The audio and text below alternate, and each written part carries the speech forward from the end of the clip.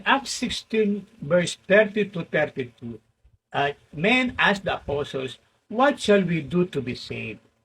And Paul answered, "Believe in the Lord Jesus Christ, you shall be saved, you and your household." Sa panahon natin, pwede rin tayo magtanong, ano bang dapat namin gawin para maligtas? Kailangan bang umanib sa relihiyon, umanib sa iglesia, o susundin ang mga doktrina? Hindi yun ang sinabi ng mga apostol. Sinabi nila, believe in the Lord Jesus Christ.